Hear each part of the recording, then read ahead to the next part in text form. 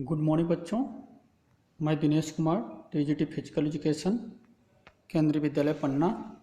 आज की क्लास में आपका स्वागत है। बच्चों, जैसा कि आप देख रहे हैं कि आज हम आपको ट्रिपल जंप के बारे में बताएंगे।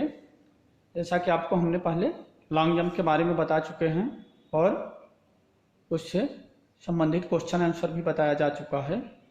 तो आप लोग देखेंगे कि आज हम आपको बताने जा रहे हैं ट्रिपल जंप। एथलेटिक के अंतर्गत जो फील्ड इवेंट होते हैं उसके अंतर्गत, फील्ड इवेंट के अंतर्गत आता है थ्रोइंग इवेंट और जंपिंग इवेंट। तो जंपिंग इवेंट के अंतर्गत आज हम आपको पढ़ाने जा रहे हैं ट्रिपल जंप, जिसे हिंदी में त्रिपद कूद कहते हैं और इंग्लिश में ट्रिपल जंप। तो यहाँ आप देख रहे हैं मुख्य टिप्स, मेन टिप्स। तो इसको हम सबसे पहले देखेंगे कि त्रिपद कूद, ट्रिपल जंप। पॉइंट नंबर 1, दौड़ क्षेत्र की लंबाई। जो दौड़ के क्षेत्र की लंबाई होती है, रनवे होता है, उसकी लंबाई पूछी गई है। तो यहाँ लिखा गया है 40 से 45 मीटर, 40 से 45 सेंटीमीटर। और मैंने पेन से इसको ब्रैकेट में लिखा है कि 35 से 40 सेंटीमीटर। मीन्स जो है संशोधित हुआ है रनवे का लेंथ, उसको मैंने लिख दिया है कि मिनिमम 35 मीटर और मैक्सिमम 40 मीटर होना चाहिए। पॉइंट नंबर 2 जो है उसमें है कि लैंडिंग क्षेत्र की चौड़ाई। तो आपने पूर्व में पढ़ चुके हैं पहले कि लैंडिंग एरिया है जो लंबी कूद का, वही सेम होगा ट्रिपल जंप, तिहरी कूद का, त्रिपद कूद का। तो इसमें आप देखेंगे लैंडिंग क्षेत्र की चौड़ाई, लैंडिंग क्षेत्र की चौड़ाई जो है 2.75 मीटर से लेके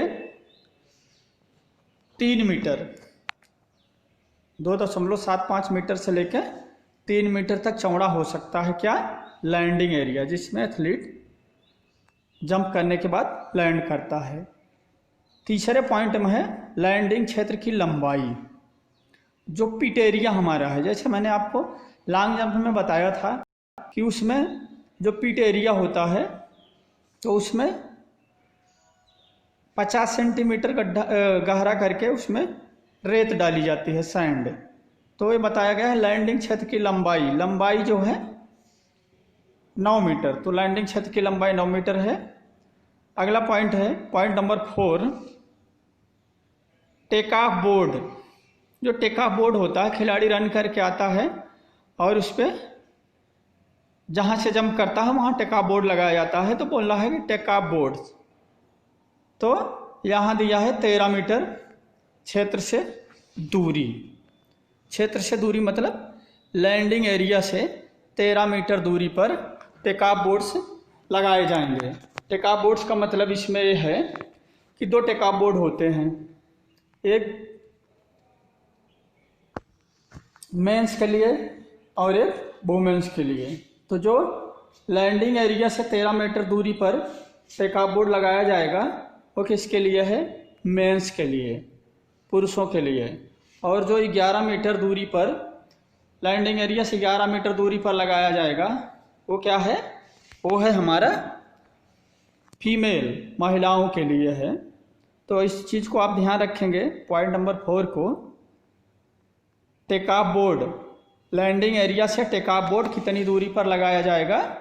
तो 13 मीटर दूरी पर पुरुषों के लिए टेक ऑफ बोर्ड लगाया जाएगा लैंडिंग एरिया से, और लैंडिंग एरिया से टेक ऑफ बोर्ड 11 मीटर दूरी पर लगाया जाएगा महिलाओं के लिए। अगला हमारा जो अगली हेडिंग है वो है त्रिपद कूद के मूल कौशल, fundamental skill of triple jump. तो इसको आप अच्छे से देखेंगे कि त्रिपद कूद के निम्न कौशल होते हैं, जो टेक्निक्स होती है उसमें कौन कौन सी टेक्निक यूज की जाती है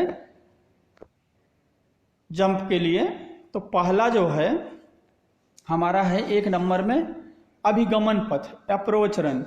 जो खिलाड़ी रनवे के ऊपर रनिंग करता है, जहाँ से रनिंग स्टार्ट करके टेक ऑफ बोर्ड तक आता है, उसको बोलते हैं अभिगमन पथ।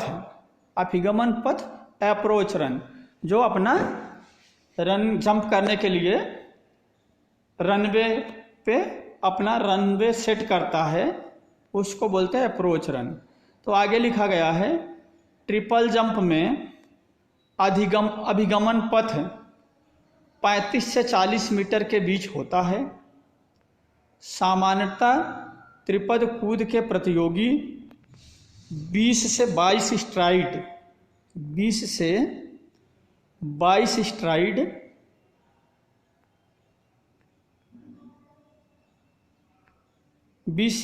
स्ट्राइड लेते हैं। इसमें टेकऑफ बोर्ड से 5 या 6 स्ट्राइड पहले पूरी गति प्राप्त कर लेनी चाहिए। टेकऑफ के पास वाला अंतिम डग स्ट्राइड छोटा नहीं होना चाहिए। अभिगमन पथ पर सामान्यतः 2 चेक मार्क लगाए जाते हैं। प्रथम चेक मार्क प्रारंभ बिंदु से 8 से 10 स्ट्राइड के बीच लगाना चाहिए तथा दूसरा चेक मार्क टेकऑफ बोर्ड से टेकऑफ से 5 से 6 स्ट्राइड पहले।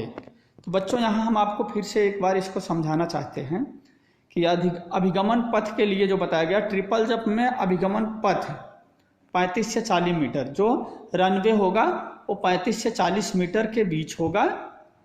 और सामान्यतः त्रिपद कूद के प्रतियोगी जो ट्रिपल जंपर होते हैं 20 से 22 स्ट्राइड में ये रन को पूरा कर लेते हैं। मीन्स एक स्ट्राइड इनका लगभग 2 मीटर का होता है, इसीलिए 35 से 40 मीटर की दूरी 20 से 22 स्ट्राइड मतलब 20 से 22 कदम में ये पूरी कर लेते हैं। इसमें टेकऑफ बोर्ड से, जो टेकऑफ बोर्ड है हमने बताया है कि लैंडिंग एरिया से 13 मीटर पहले पुरुषों के लिए टेकऑफ बोर्ड लगाया जाएगा और लैंडिंग एरिया से 11 मीटर पहले महिलाओं के लिए टेकऑफ बोर्ड लगाया जाएगा।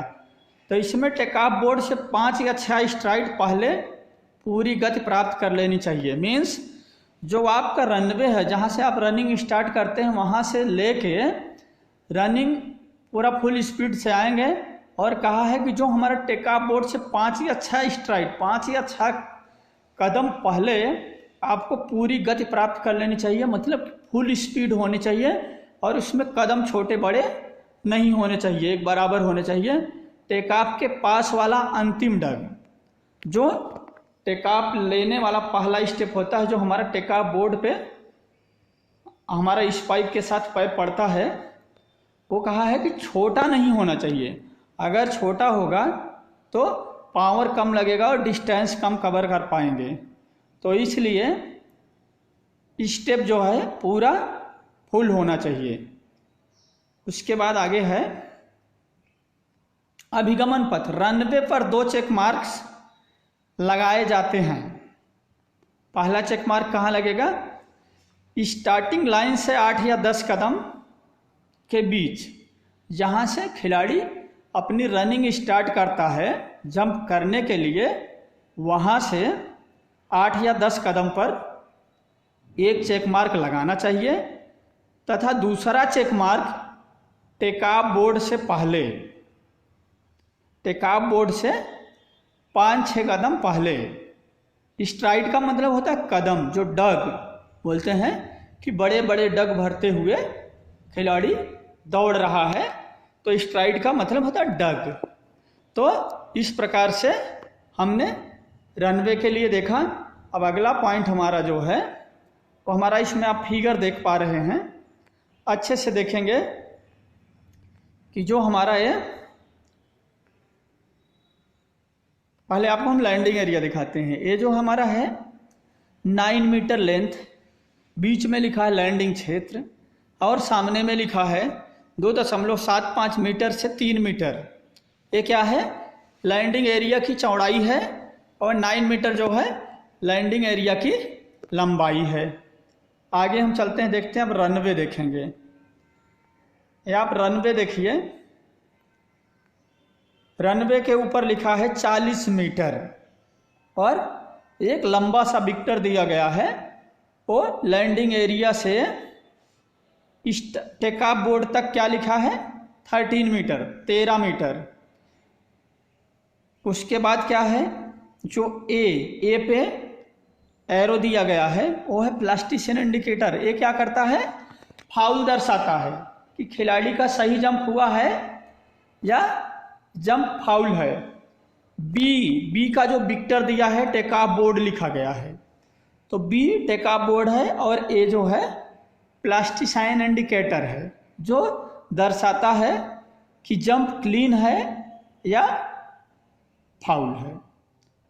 आप देखेंगे जहां रनवे लिखा है वहां 40 मीटर लिखा है, रनवे 40 मीटर, और जो बीच में वेक्टर दिया है लाइन टू लाइन 1.22 मीटर, मतलब 4 फीट चौड़ा हमारा रनवे एरिया होगा, 40 फीट लंबा होगा।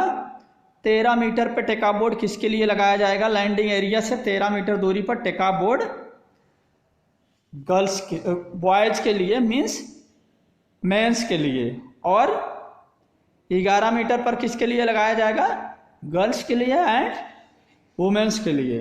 अब अगला पॉइंट हम चलते हैं, आपको देखते हैं 2 नंबर पॉइंट में जो है यहाँ लिखा गया है उछाल लेना। रनवे के बाद क्या होगा, टेक ऑफ बोर्ड से खिलाड़ी उछाल लेगा, जहां ब्रैकेट में लिखा गया हॉप, HOP, हॉप। हॉप की अवस्था में शरीर को आगे की ओर नहीं झुकाना चाहिए। टेक ऑफ बोर्ड से पूरी थ्रस्ट लेनी चाहिए, मतलब जो टेक ऑफ बोर्ड से जितना पावर है उतना अच्छे से जंप करें और शरीर को आगे नहीं झुकाना चाहिए। ये हमारा है उछाल, मतलब जब खिलाड़ी टेक ऑफ बोर्ड से जंप करके आगे बढ़ेगा तो होगा हॉप, जिस पैर से कूदेगा वही पैर वही लैंड करेगा जो रनवे के आगे टेक ऑफ बोर्ड के आगे है। अगला स्टेप है, अगला जो पॉइंट हमारा है 3 नंबर पॉइंट में कदम लेना, टू टेक स्टेप। तो कदम लेना में है जिस पैर से उछाल लिया था उसी पैर पर लैंडिंग होती है, तथा दूसरे पैर को ऊपर की तरफ उठाते हुए अधिक से अधिक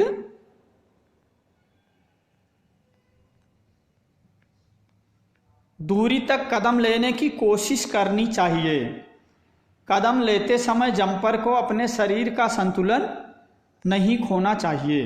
तो बच्चों हम आपको यहाँ बताना चाहते हैं कि जो है ट्रिपल जंप को तिहरी कूद हिंदी में कहते हैं और इंग्लिश में ट्रिपल जंप कहते हैं, और इसका एक नाम और है hop step and jump. Triple jump, half step, तो इसमें जो है हाफ स्टेप एंड जंप। तो ये तीनों पॉइंट आप देख रहे हैं। जो हाफ है वो उछाल लेना, जो हाफ है वो है उछाल लेना, जो स्टेप है टू टेक स्टेप कदम लेना, एंड लंबी कूद लगाना लॉन्ग जंप। पॉइंट नंबर 4 में है इस चरण में पैरों की गतिविधियों से पहले हाथों की क्रिया शुरू हो जाती है। बाजुओं को आगे की ओर करते हुए उछाला जाता है। इस प्रकार उसका शरीर, किसका, जंपर का, इस प्रकार उसका शरीर ऊपर की ओर उठकर आगे। लास्ट पॉइंट जो है 5 नंबर पॉइंट है लैंडिंग। ट्रिपल जंप में अवतरण उसी प्रकार होता है जैसे लंबी कूद में। तो यहाँ हम आपको फिर से एक बार बताना चाहेंगे। रनवे आपने समझ लिया। हॉप जो उछाल लेना है, जब खिलाड़ी टेक ऑफ बोर्ड से अपना पैर, जिस पैर से जंप लेगा आगे उसी पैर पे लैंड करेगा और शरीर को आगे नहीं झुकाना चाहिए। टेक ऑफ बोर्ड से पूरी थ्रस्ट, मतलब पूरे पावर से ताकत लगा के जंप लेना चाहिए। कदम लेना, जो जिस पैर से जंप किया उसी पैर से लैंड करेगा। फिर अगला जो फ्री पैर है, जो खाली हवा में पैर है, उससे क्या करेगा, कदम लेगा। स्टेप, जिस पैर से उछाल लिया था उसी पैर से लैंडिंग होती है तथा दूसरे पैर को ऊपर की तरफ उठाते हुए अधिक से अधिक दूरी तक कदम लेने की कोशिश करनी चाहिए। कदम लेते समय जंपर को अपने शरीर का संतुलन नहीं खोना चाहिए। अगला पॉइंट है लंबी कूद लगाना, लॉन्ग जंप। इस चरण में पैरों की गतिविधियों से पहले हाथों की क्रिया शुरू होती है। बाजुओं को आगे की ओर करते हुए शरीर को उछाला जाता है। इस प्रकार उसका शरीर ऊपर की ओर उठता है, उठकर आगे जाता है। अगला है अवतरण, लैंडिंग। जो लैंडिंग है हमारी, ट्रिपल जंप के अवतरण उसी प्रकार होते हैं जैसे लंबी कूद में होते हैं। तो बच्चों, इस प्रकार से हमारा ट्रिपल जंप के बारे में जो जानकारी थी वो आपको हम बताए। अब हम आएंगे क्वेश्चन आंसर पर। इसी के साथ इसमें 6 क्वेश्चन आंसर हैं, तो उसको हम आपसे पूछेंगे और बताते भी चलेंगे। पहला क्वेश्चन है, जो पहला नंबर प्रश्न है वो है, त्रिपद कूद में प्रतियोगी को जंप करने के लिए कितना समय दिया जाता है। इस चीज को बच्चे आप लोग अच्छे से समझेंगे। त्रिपद कूद जो ट्रिपल जंप है उसमें कंपटीटर को कितना समय दिया जाता है एक जंप करने के लिए। आंसर है 1.5 मिनट, 1.5 मिनट। 1 मिनट 30 सेकंड के लिए उनको एक जंप के लिए टाइम दिया जाएगा। प्रश्न संख्या 2, त्रिपद कूद में कितने सर्वोत्तम जंपर्स चुने जाएंगे यदि कुल प्रतियोगी 12 से अधिक हों तो।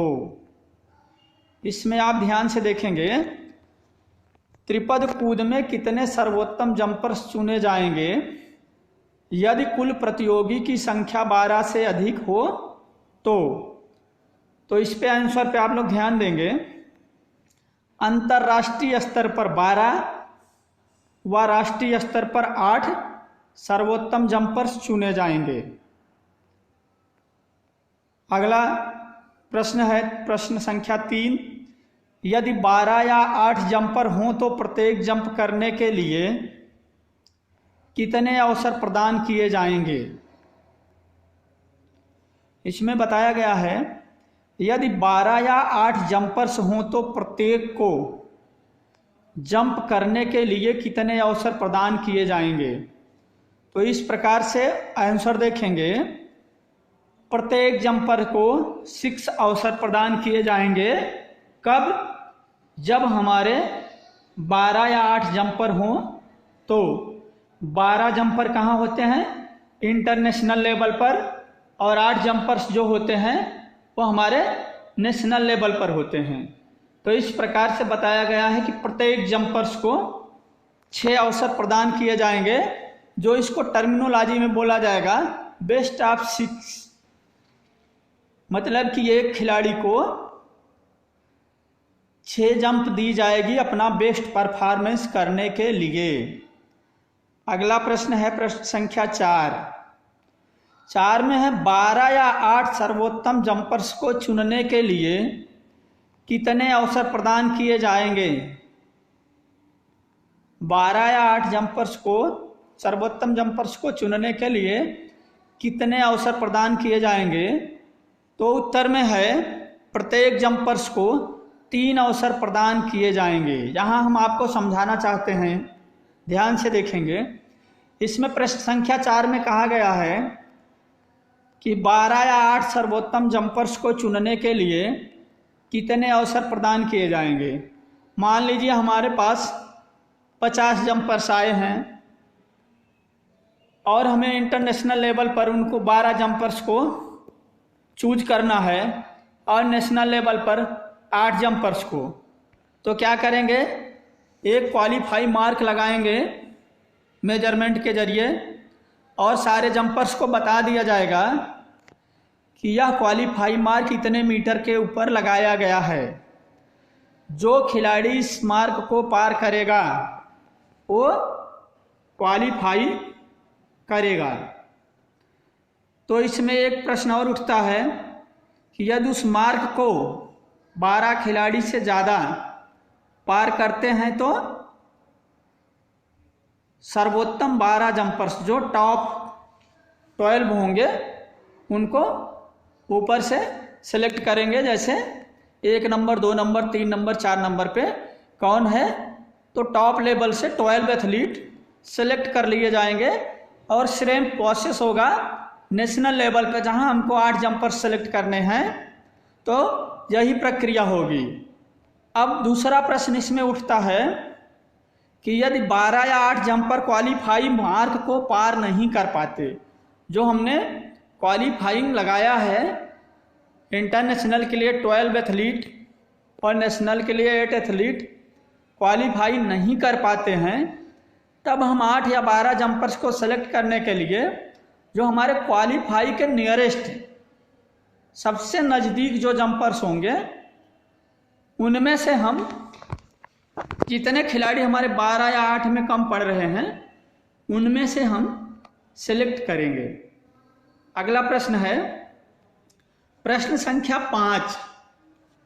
यदि एक, यहां लिखा गया लंबी कूद नहीं, यहां होगा तिहरी कूद, ट्रिपल जंप। यदि एक ट्रिपल जंप लगाने वाला प्लास्टिसाइन संकेत पर चिन्ह छोड़ता है तो क्या यह फाउल होगा? यस, यह फाउल होगा। मैं आपको बताना चाहता हूं कि जो प्लास्टिसाइन इंडिकेटर है वो सिर्फ फाउल मार्क करने के लिए ही लगाया जाता है। यदि आपका पैर शूज, स्पाइक्स जंप के दौरान प्लास्टिसाइन इंडिकेटर को टच कर गया तो वो जंप क्या होगी? फाउल होगी, वो जंप क्लियर नहीं होगी। रेफरी द्वारा एक रेड फ्लैग उठाया जाएगा और वो बोलेगा नो जंप, मतलब जंप सही नहीं है या जंप फाउल है। अगला प्रश्न जो है प्रश्न संख्या 6।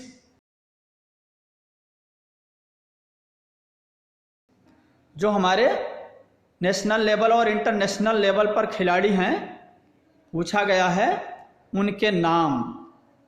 त्रिपद कूद के मुख्य खिलाड़ियों के नाम बताएं। तो मेन ट्रिपल जंपर्स के नेम पूछे गए हैं। तो यहाँ आंसर हम देखेंगे विक्टर सनेई, जोयो डी ओलिवेरा, मिली बैंक्स तथा ए जैनर्स। ये विदेशी एथलीट हैं, फॉरेनर हैं।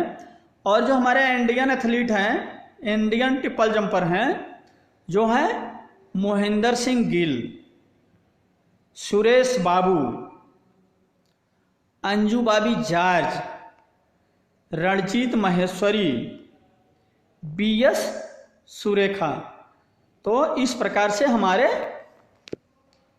प्रमुख ट्रिपल जंपर के नाम रहे। तो बच्चों आशा है कि आपको अच्छे से समझ में आया होगा। इस चीज़ को आप बार बार देखेंगे, पढ़ेंगे, कॉपी पे लिखेंगे, समझेंगे, तभी आपको समझ में आएगा। एक बार को आपको पढ़ने से नहीं समझ में आएगा। जब भी आपको समय मिले इसको आप ज़रूर देखें और समझें। तो आज हमारी क्लास यहीं समाप्त होती है। Thank you.